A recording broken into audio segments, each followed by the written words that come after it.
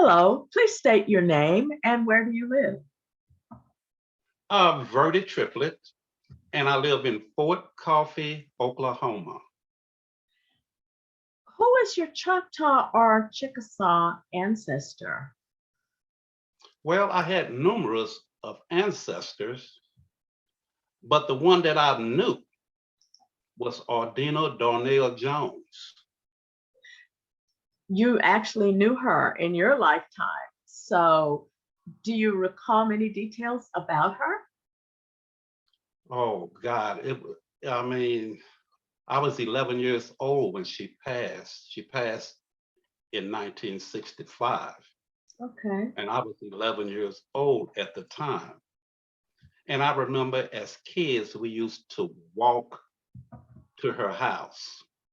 She and my grandfather, her husband, Johnny Jones, lived about 3 miles from us.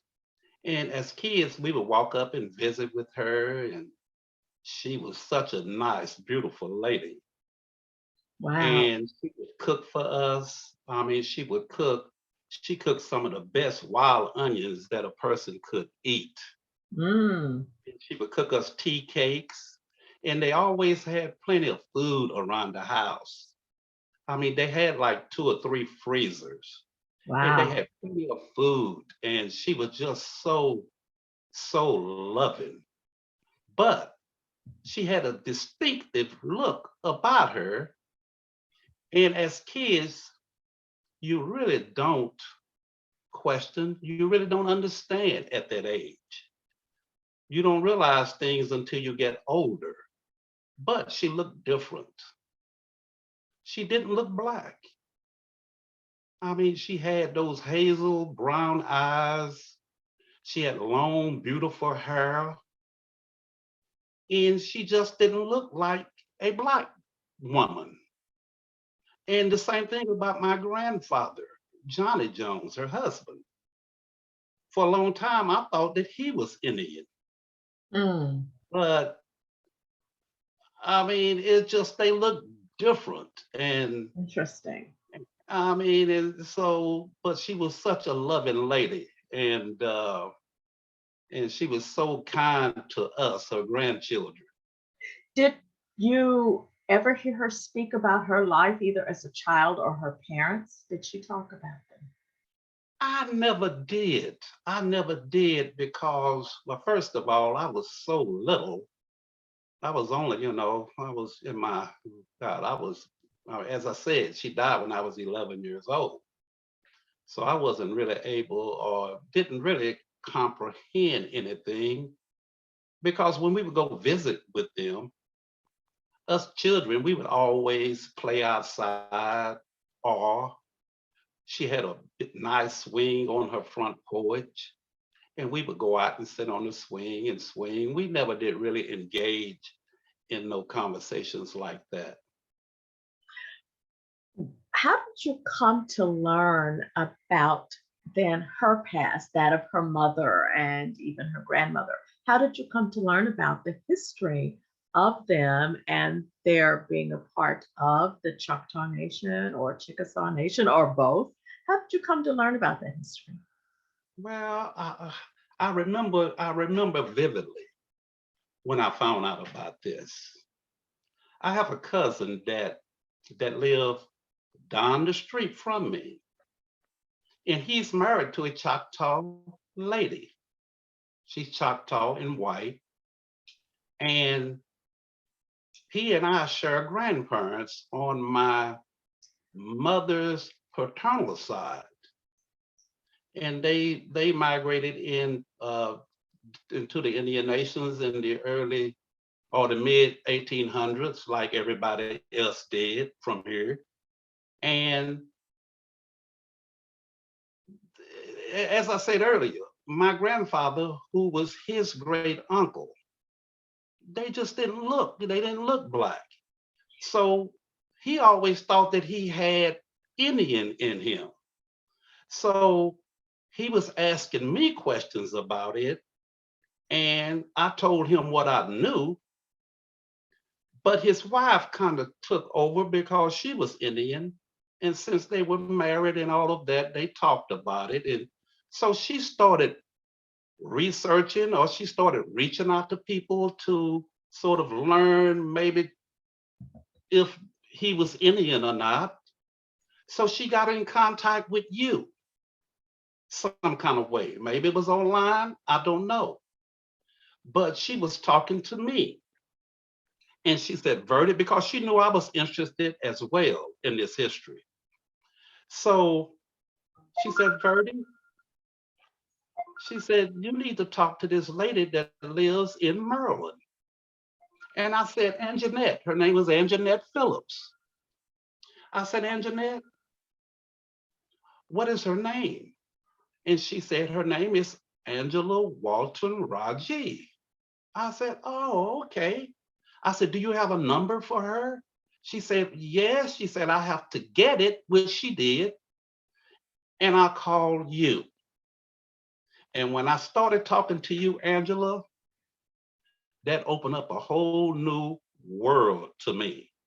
Hmm. I mean, history that I didn't even know.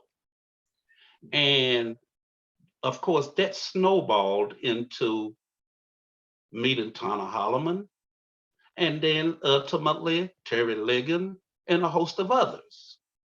But that's how I really learned the history. What was your reaction? Well, first of all, what did you learn specifically that you did not know? You knew Ardina, but there were some facts about that family line that you did not know. What did you learn specifically? Well, I learned that they were slaves. I learned that her ancestors were slaves of Chickasaw Indians. And that was a shock to me. And I also learned other information about my other families that were slaves to Choctaw Indians, and which was enlightening to me. My great great grandfather, Edward Ned Campbell, was a slave of a Choctaw Indian. I learned that. And of course, Ardina Darnell was a blood Indian. Her dad was Silas Darnell, who was 1/4 Choctaw Indian. And after I learned about him, the research was done by you and Tana, and found out his lineage, his dad, who was James Darnell, the last sheriff and executioner for the Choctaw Nation. That was amazing and enlightening to me. And I also learned about my grandmother, Ardina, and her mother, Fanny, who was not a slave, but she was born in 1866 or 1867, right immediately after slavery ended in the Choctaw Nation, in Chickasaw Nation, in the 5 tribes. And I learned who her mother was, Hetty Lucas, a slave to Lem Reynolds. So all of this history I was bombarded with, The and it was history, so interesting. well, the history that you found, a lot of it occurred right in the same community where you live. What was your reaction to this? What Oh did you my feel when goodness. you realized you'd been living around this history that had not been taught, but it was very rich history, very vibrant history? When I first heard, Mhm. I had a sense of shock. Mm. I had the Don Cheadle effect when he learned that, when he found out by Louis Gates Jr. that his family were enslaved by Chickasaw Indians. And when he saw that Dawes enrollment card of his ancestors, and it said slave of, he had that look like, oh, like that shock look. Well, I had that effect. Yes. That was shocking to me. And after I got over the initial shock, I had a sense of anger. Like, oh my God, I can't believe that Indians enslaved people and oppressed people, oppressing others for a better life. I couldn't believe that. I was bitter. And after I got over the bitterness, sadness kicked in. I got extremely sad. I got to thinking about our ancestors being slaves right here in my area, in my space, and knowing the history,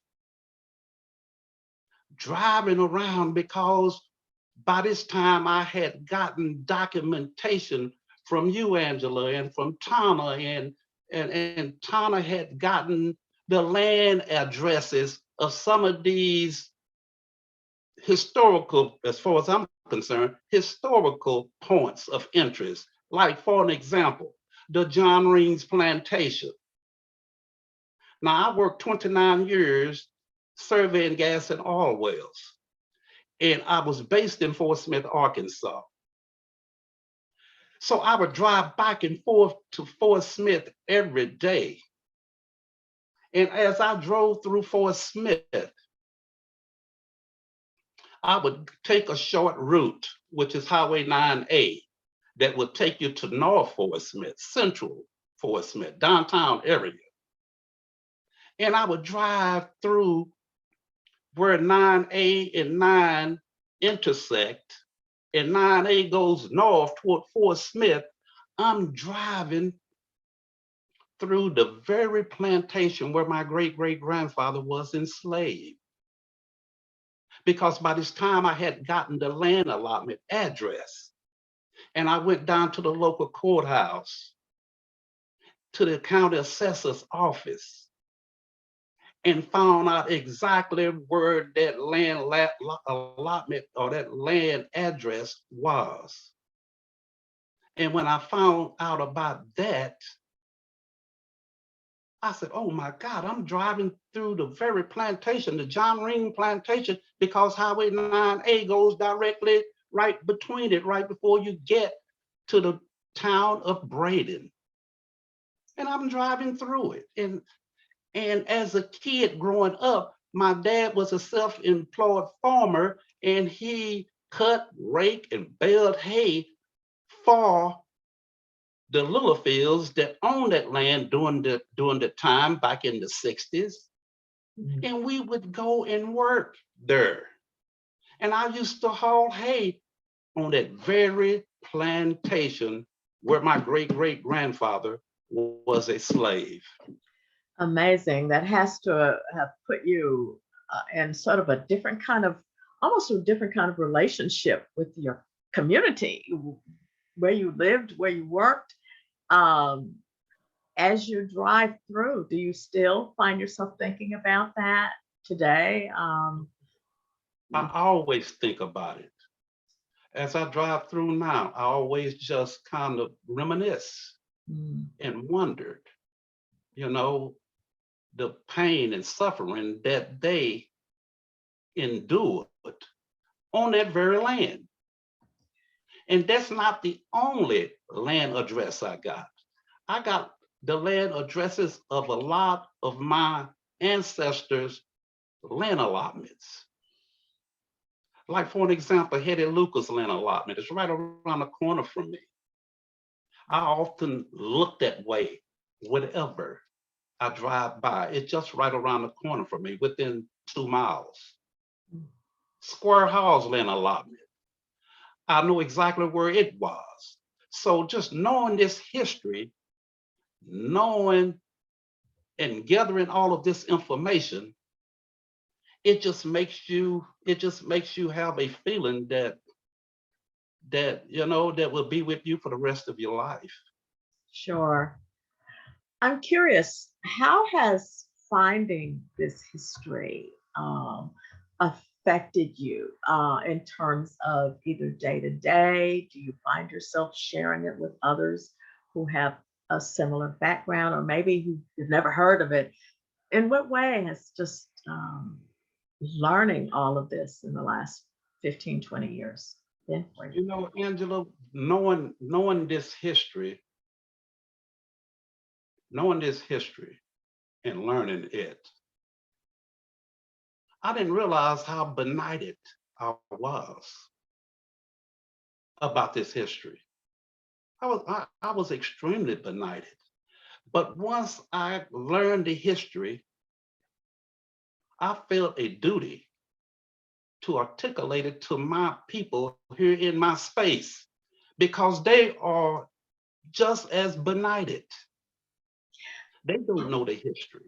I was going to ask, how have they reacted to your sharing that information? You They said, are very, they thank you. are very, very, very interested in it. And usually, whenever I go around and talk and tell them the history, because I'll go anywhere that I can share this, and I get a great reaction out of it because usually, whenever I speak, I always include them.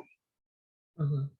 I always include them. As a matter of fact, they had Ancestors Day here in Fort Coffee a few months ago, and I was invited. Well, it was impromptu. I went, and the mayor of Fort Coffee asked me to give him some names of some older people.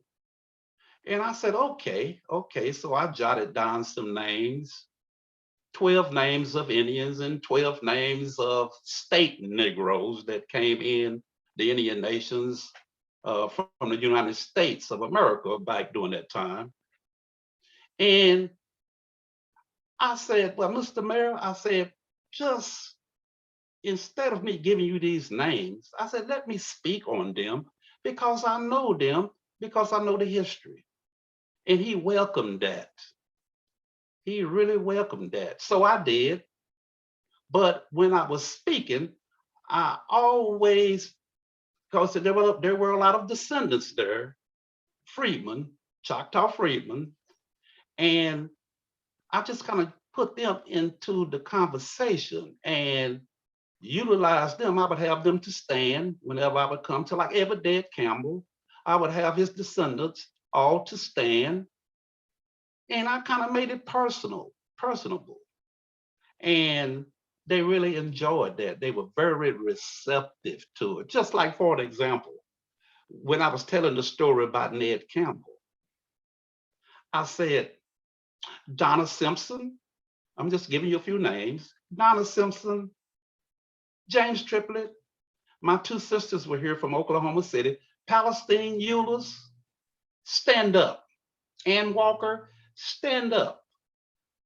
Did you know that our great great grandfather was a preacher? What? They didn't know, of course. Yes, he was a preacher. That was shocking to them, but it was information that they didn't know. I said, did you also know that he was a hell raiser? And I got a big laugh out of that. Everybody just burst out in laughter because I said, yes, he was a hell raiser on the plantation. Mm. I said, he didn't get along with the overseer at all. I said, and Miss McKinney, I think, who was his slave owner at the time, told the overseer, haul on Ned down to Texas, he and his wife Dilsey, and see if you can get a price for them. And Mm. when I told them that, they just died laughing because all of this was information, but I made it comical. They were receptive to it, and it was more interesting to them. And that's what I usually do whenever I speak. And I told them where the sources was. I said, this come from the those interviews. And but anyway, it was just amazing how receptive they are because they are so benighted. And one other thing, Angela, that I found that was extremely sad is that I had a cousin He's deceased now. He was like 91 years old. He was in the waning years of his life. As a matter of fact, waning weeks. Mm. And he came to me and he said in his soft, weakened voice, Verdie, now who did you say my grandmother was? Oh, As though he was getting prepared to meet her. oh my goodness. Well, 2 or 3 weeks later, he had passed. I mean, he passed away. But I told him, I said, your grandmother was named Adela Brewer. But I'm telling you that to let you know that the people here are extremely benighted. They are benighted people. They are cast in darkness when it comes to their history, family history. And you have, it seems as if you've made a commitment to share this information. Have you found that what you're doing when you share information such as someone's family history, clearly you have researched families that are not just your own nuclear family. You have come to learn a little bit about the history of others in the community. Um, has anyone ever asked you, I guess, sort of the larger question? They've never heard some of these stories. They've never heard of slavery occurring in the Choctaw Nation or in Indian Territory or what is now the state of Oklahoma. Uh, do questions arise about that? Either from people you're talking to locally or maybe even people that you're talking to formally. And when I say formally, I mean in a presentation, because it seems as if you are speaking a lot more now in formal settings as well. But the issue of slavery, do people have that kind of curiosity? Because as you and others have said, it's not even taught that it occurred on the soil where you are. Um, do you get many questions about slavery that occurred? You're talking about plantations. I've heard you refer to the Hall plantation. There was an uprising there. Do you get many questions about slavery that occurred right there where you live? Well, yes, because I've been talking it so much, and I've been telling them about the William Hall plantation, the John Ring plantation, the ones that I know of. Yes, they ask. And I mean, they're very inquisitive, and they've been more inquisitive here of late because of all of the exposure that has been given to these 5 slave-holding tribes. So, yes, they're very inquisitive now. It seems as if certainly there is a commitment on your part. Of course, if you're asked, it seems as if you are committed to sharing that. What are your plans sort of going forward? Knowing of your ties to the nations, to whether Choctaw Chickasaw, of course, you know, there's some dialogue that is coming from the Choctaw Nation. And you're part Choctaw yourself, even though your Dawes enrollee ancestor was Chickasaw, but you have a tie to a person blood-wise, who was, I guess, on that Darnell side as well. Yes. Uh, what are your plans in terms of either interacting with people in the nation? Do you have that opportunity socially? You live in the Choctaw Nation. Do you try to attend or participate in things that occur or have had that opportunity, perhaps, that many of us who live out of state certainly don't have that opportunity? Um, Well, knowing this history and realizing what our ancestors went through with, I felt a need. Once I learned the history, I felt a need to do something. I felt a feel that I've never felt before after learning this history. because I had so much empathy for our ancestors. And that's what inspired me to go and participate in the Trail of Tears walk some years ago. Although I had an ulterior motive, but I just wanted to do it, to just socialize, get up close.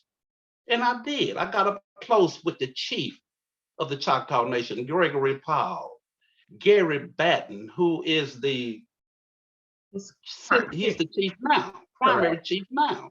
Correct. And I utilized that to aid in getting some help to clean Roseland Cemetery, Roseland Cemetery. And I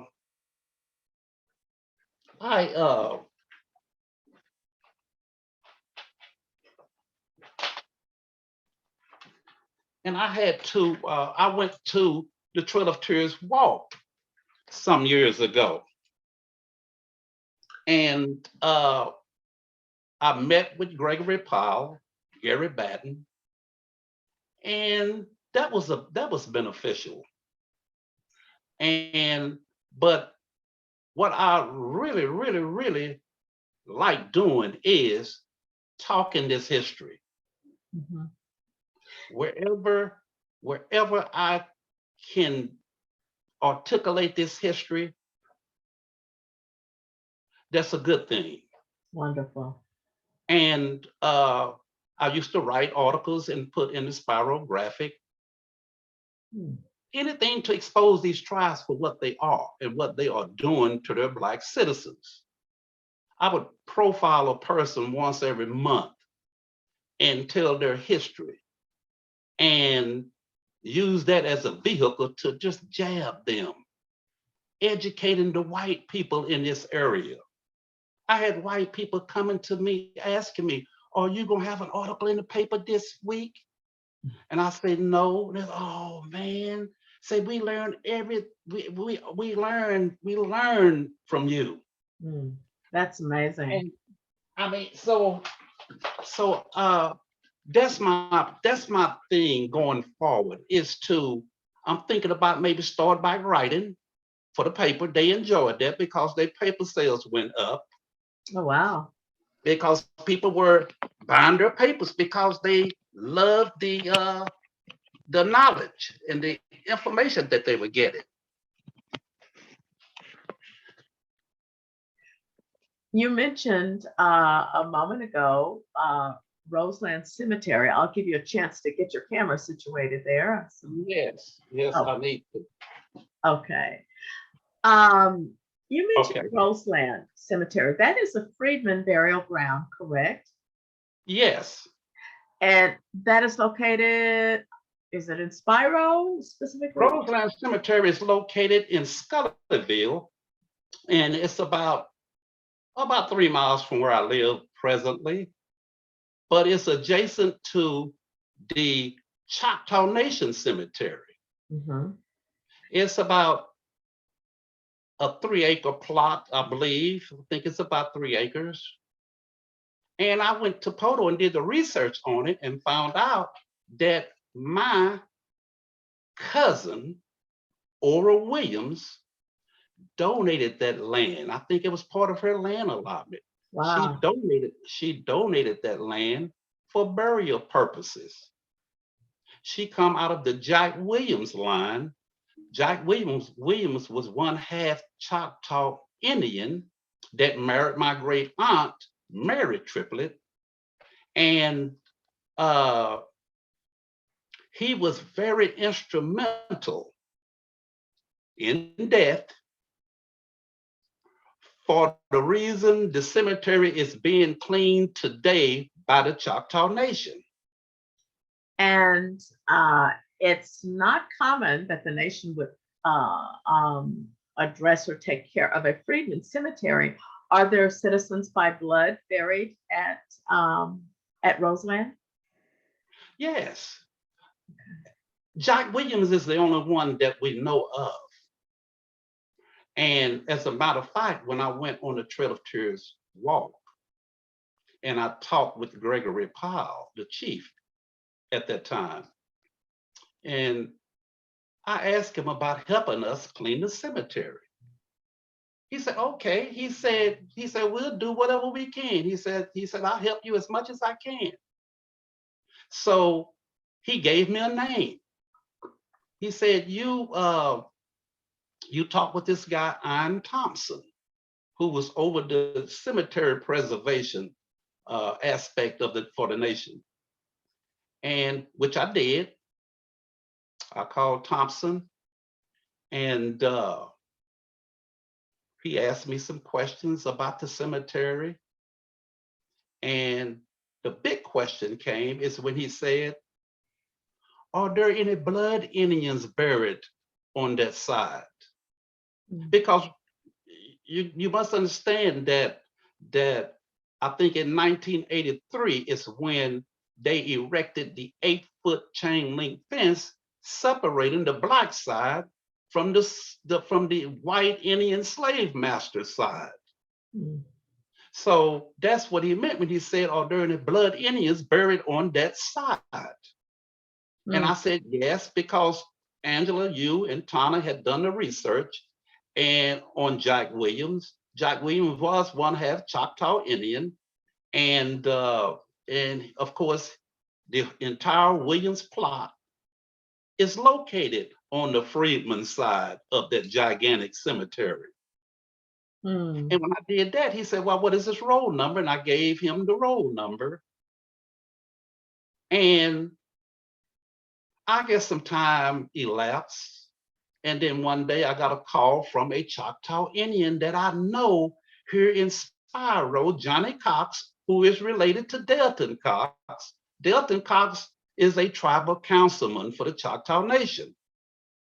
So Johnny Cox called me and told me, I think your cemetery is on the list to be cleaned by the Choctaw Nation.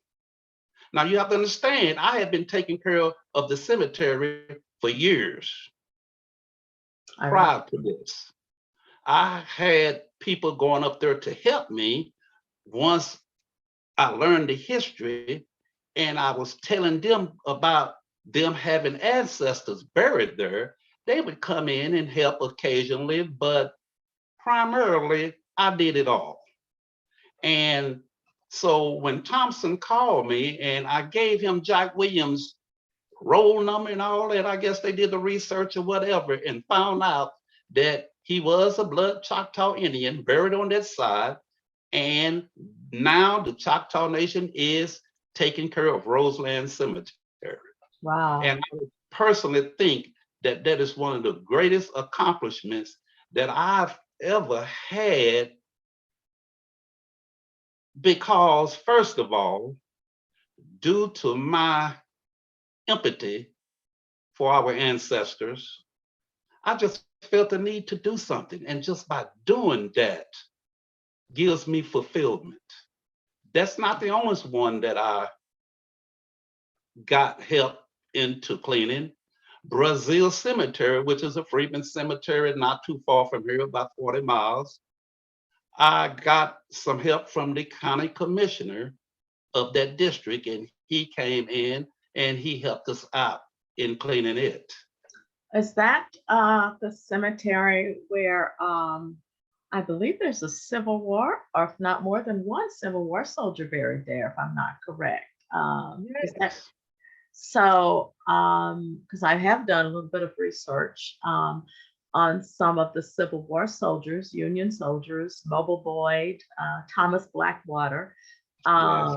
who really needs a veteran's stone. His is a handmade stone, but there should be a military stone for him as well. But wow, that's wonderful that you've done that, and you're really working to preserve burial sites, certainly of freedmen in the area. Um, Going forward, as you look ahead, as you look at some of the things that you've been able to do, are there other things that you would want to see happen in terms of people becoming more aware of the history of freedmen, of any of of the five tribes, but obviously in particular of Choctaw and Chickasaw freedmen. Moving ahead, any things that you would like to see happen? Well, yes. Back during the time when we organized and we had the Choctaw Chickasaw Freedmen Association of Oklahoma, there was not a great following then. And I'm thinking they didn't know the history. And I mean, and a lot of them were not, they were not really associated with the history because they didn't know it. Mhm. And but here of late, especially with the Cherokee Freedmen uh, exposure and the fact that they gained their rights to their respective nation, the Cherokee Nation, there's a growing interest now, whereas I didn't have years ago. People are more interested now because they are seeing and they are friends or related to Cherokee Freedmen, which is right across the Arkansas River here from me. They see that they are in their nation as citizens. They are utilizing the services. They are engaged. So the interest has grown since 2007, 2008, when we were organized. So I'm thinking now, by them knowing the history, I believe that it's a possibility that we might can organize again and maybe pool our resources and hopefully do the same thing that the Cherokee Freedmen did. Because I think that if we should happen to this get a case into federal court, I believe we would win Mm. because precedent has been set and there's case law now with the Cherokee Freedmen. So I would like to see that, hopefully.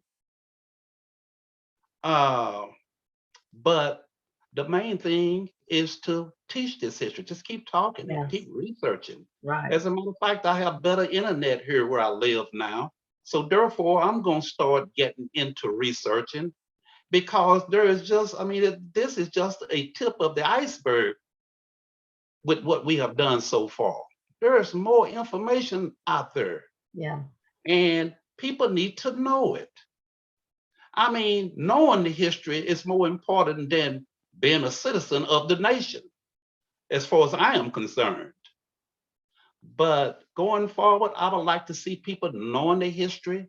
I would like to see them being articulate in it. I would like for them to be more engaged. I would like for them to participate. As a matter of fact, I was planning on going down to the Labor Day festivities that they were having in Tuskahoma around Labor Day, but I think it was canceled due to the pandemic. But I think if they get used to seeing our faces, I would like to go forward. I want to talk to Gary Batten since I have met him and I have spoken with him. And he knows my family, the Springs that grew up in that area. I would like to talk to him and maybe just talk to him. He's a young guy, and I think he's very receptive, or he was with me when I met him years ago. So I'm thinking that if we can just be more proactive and be more engaged Hmm. and hopefully put pressure on these tribes. I know my white Indian cousins that live in Spiral. Hmm. I've been talking to them too. I've been educating them about our history. They are extremely receptive to me. The mayor of Spiral, which he just resigned, but he was the mayor of Spiral for years, Ronnie Parent. And I remember when I showed him my grandmother's dog's enrollment card, and he looked and he said, So that's what they did to her, as though he knew. Mm. He said they put her on the Chickasaw Freedmen Road. That's what they did to her. So I am educating them as well.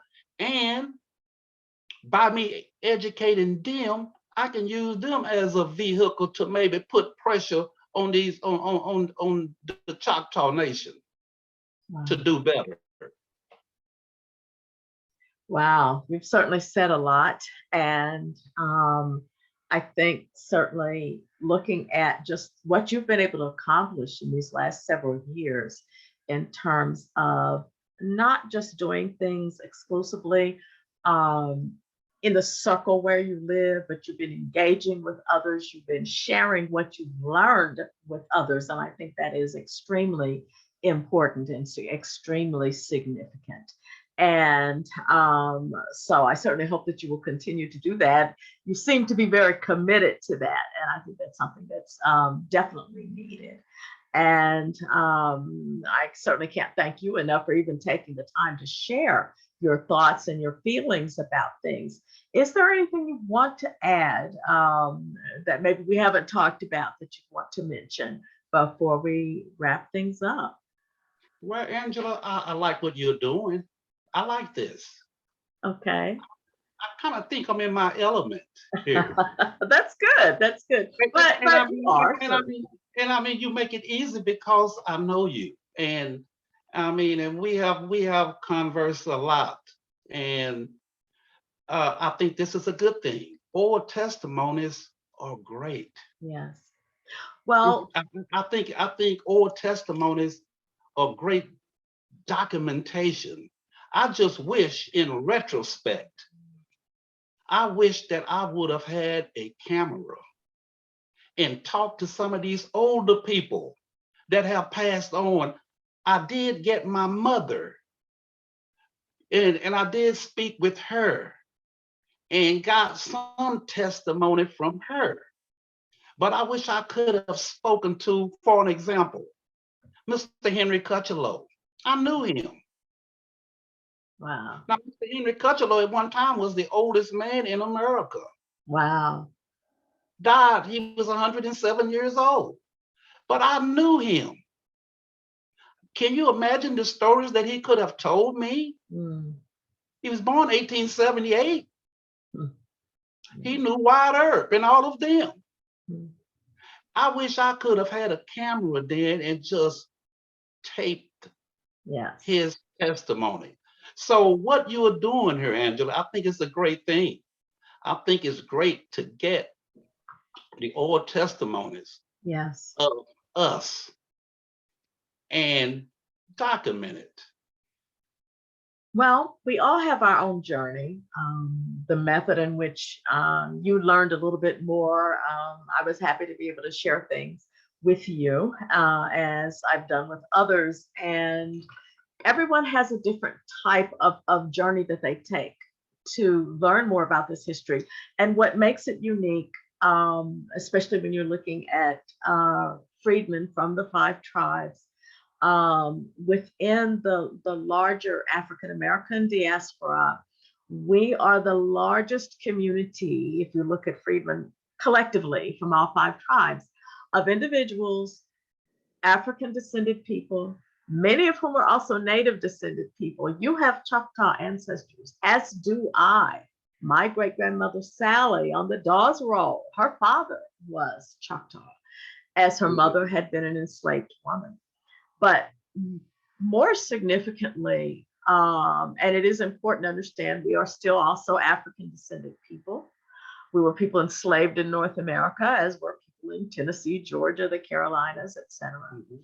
But we are the largest, over 20,000 people of African descent, whether they had an Indian parent or not, were documented as having a tie, a lifestyle, a biological tie in many cases, a cultural tie, and language tie to five different indigenous nations. And we're the largest population that doesn't just speak to it, we have evidence of it. And so it is important that we record our journey, Your journey Yeah. is different from my journey. I knew my Dawes ancestor as well. She did not pass away until 1961. I was a little girl, but she was also my primary babysitter until I went to kindergarten. So I knew her. Mhm. And she would prepare Choctaw dishes for me when I was a little girl. To me, it was just country food. It was just something that I ate because she ate it. Mhm. But this is still something that is a very rich part of history. And her tie, she left one or two documents, behind when she passed, have Choctaw Nation stamped upon it. And this was her history. This was her culture. She was, yes, biracial. She was bilingual. She was bicultural. She was a country woman. She was a Choctaw woman and a daughter of the soil of Oklahoma, as was your grandmother and great grandmother and great great.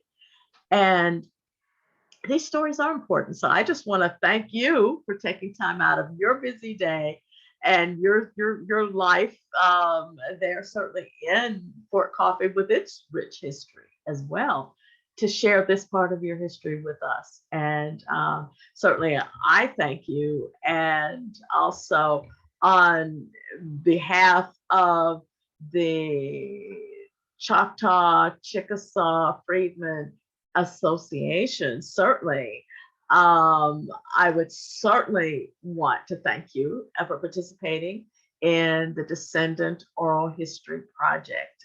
We're always thrilled to talk to another descendant, and your participation and sharing your journey and your thoughts and your feelings is greatly appreciated. So thank you once again, Verdie Triplett. Yes. Thank you very much, Angela. It has been a real, real pleasure. Thank you.